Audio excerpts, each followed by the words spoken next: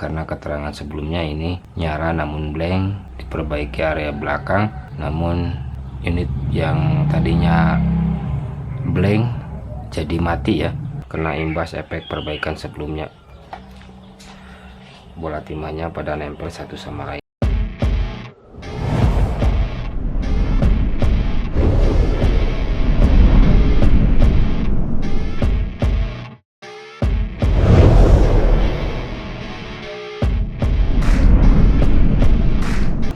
Oke, kembali lagi di channel Alphatronic Labs. Masuk unit dari Depok ya. Terima kasih telah mempercayakan servisnya kepada saya. Saya bongkar terlebih dahulu untuk unitnya ini. Ini ada Pipo Y9. Kondisinya saat ini yang saya terima ini mati total. Tidak ada respon kehidupan sama sekali ya.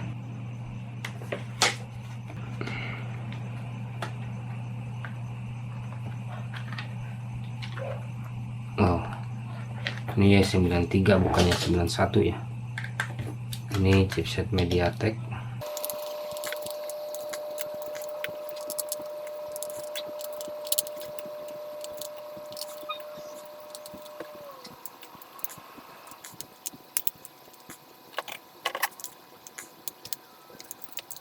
Ini kondisinya melengkung ya, apakah masih dapat terselamatkan kah?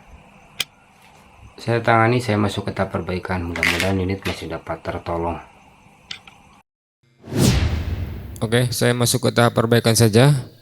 Saya perbaiki unitnya ini, yang mana ini sudah saya lakukan pendalaman. Untuk kaleng covernya sudah saya lepas. Poin dari permasalahan ini pada saat sebelum saya perbaiki ya, pengecekan di arus power supply menunjukkan bahwa ada beban setelah power on, yang mana ampere tidak bergerak sama sekali. Beban tersebut diakibatkan ada hubungan singkat di komponen. Ini saya mulai melepas IC IMMC secara perlahan saja ya, pastikan panas sudah sangat merata karena jenis PCB ini modelnya low temperatur, jadi hati-hati pada saat menangani unit ini ya. Ini terlihat pin satu sama lainnya menempel di antara IMMC yang terbanyak dan di pin CPU ada beberapa. Ini menandakan bahwa terjadi letupan diakibatkan pemanasan di area belakang sebelumnya ya. Sumber shortnya ada di area ini, yang mana terjadi hubungan singkat diakibatkan oleh pin BGA yang menempel antara satu sama lainnya. Biasanya akibat dipanaskan di bagian belakang yang terlalu panas sehingga menyebabkan BGA di area CPU dan MMC ini memuai ya. Pemanasannya yang terlalu mungkin perbaikan sebelumnya. Ini CPU dan IMMC sudah saya lepas, saya bersihkan sisa timah dan lem sampai benar-benar bersih. Lanjut rebal CPU dan cek IMMC di box, kemudian pasang. Untuk pemasangan CPU, pastikan rebalingnya sudah benar-benar presisi. Pinnya sudah rata semua ya, tidak ada pin yang belum menempel ataupun masih bolong.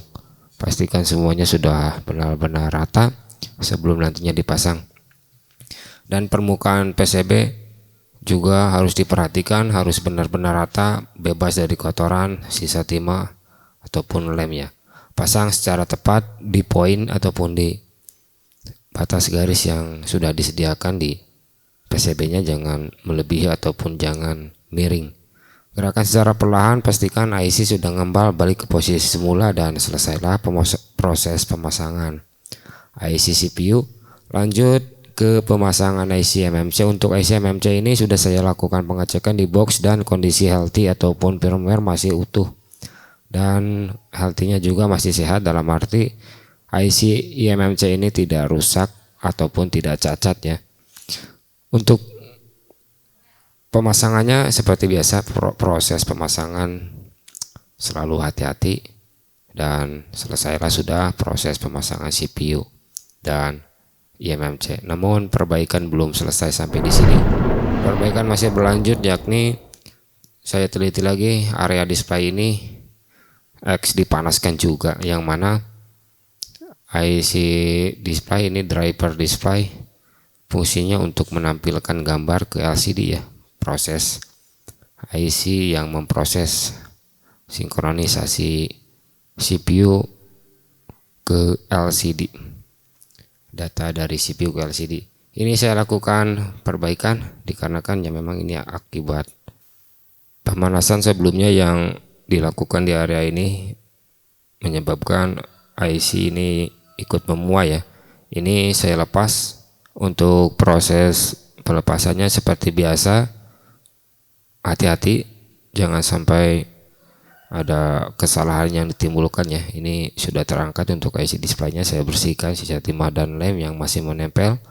Pastikan sisa timah dan lem sudah bersih sempurna sebelum nantinya akan dipasang IC yang baru ataupun IC yang aslinya ya. Ini harus benar-benar bersih agar bisa memudahkan pada saat pemasangan nantinya.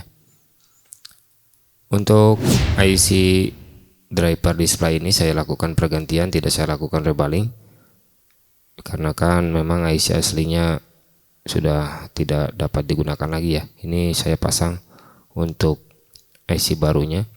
Untuk IC ini banyak persamaan yang dapat ditemukan di unit-unit yang lain di jenis MediaTek khususnya ya.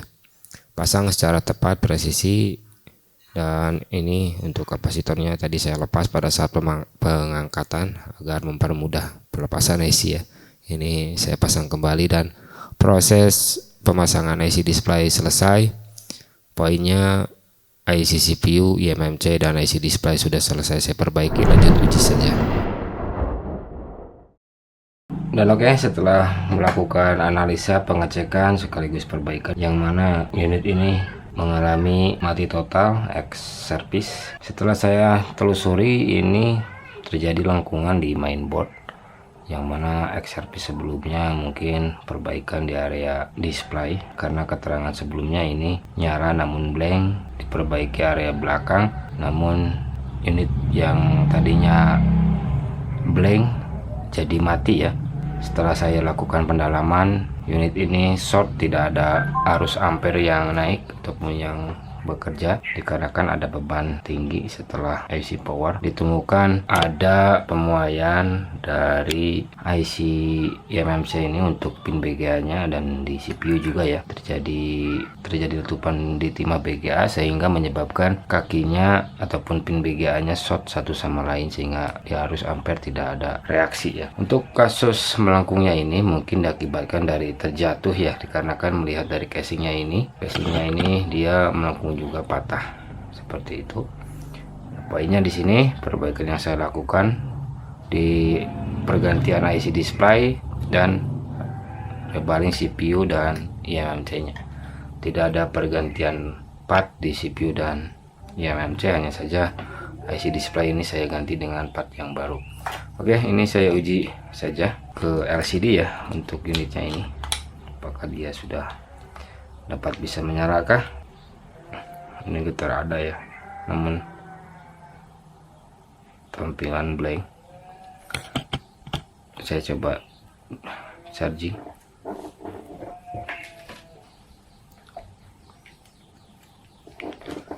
Ini di charging, indikator ada ya, indikator di arus ampere, namun tidak bisa menyala. Saya coba ukur apakah masih short. Kalau di arus power supply yang masuk awalnya ini short ya, ini saya pasang power supply dan saya tekan power on. Sekarang ampere sudah aman. Ini ada beban tinggi ya, saya coba lepas LCD nya.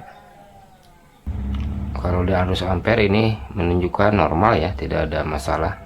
Di bagian mesin sudah aman, normal, tidak short. Saya coba periksa lagi untuk LCD nya ya dengan menggunakan LCD lain. Ini ada beban tinggi setelah LCD dipasang. Saya coba uji pakai LCD lain. Apakah pakai LCD lain unit dapat bisa normalkah? Saya on kan.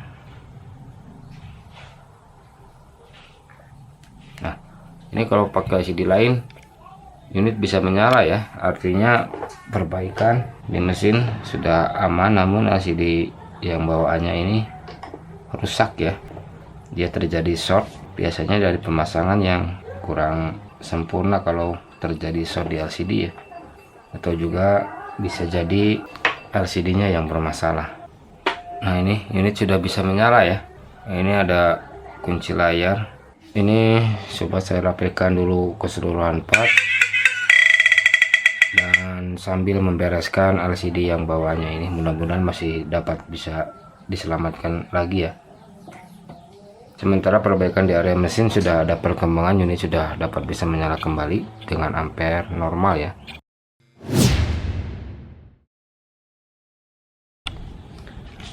Dan oke, untuk kesimpulannya LCD yang bawaannya ini tidak dapat digunakan ya, alias short. LCD bawaannya ini tidak berfungsi, ini LCD-nya rusak. Jadi poin dari perbaikan ini, selain dari unitnya mati, juga LCD-nya ini bermasalah. Perbaikan ini lumayan mahal ya, karena perbaikan mesin ditambah LCD rusak. Jadi seperti itulah kondisinya. Perbaikan sudah saya anggap selesai. Perbaikan ini saya akhiri. Kasus Vivo Y91 yang mana kerusakan awal mati total, mesin bengkok, perbaikan sebelumnya di area display ya. Jadi poin unit ini terjadi masalah bengkok di mesin diakibatkan dari terjatuh. Perbaikan mungkin sebelumnya pergantian LCD, namun pergantian LCD tidak membuahkan hasil, hasilnya hanya getar saja. Dan kenyataannya juga ini LCD-nya short ya, ataupun tidak normal, tidak bisa menyala. Ini saya pakai LCD lain bisa normal. Perbaikan yang saya lakukan di area IC display, rebaling CPU dan eMMC dikarenakan kena imbas efek perbaikan sebelumnya.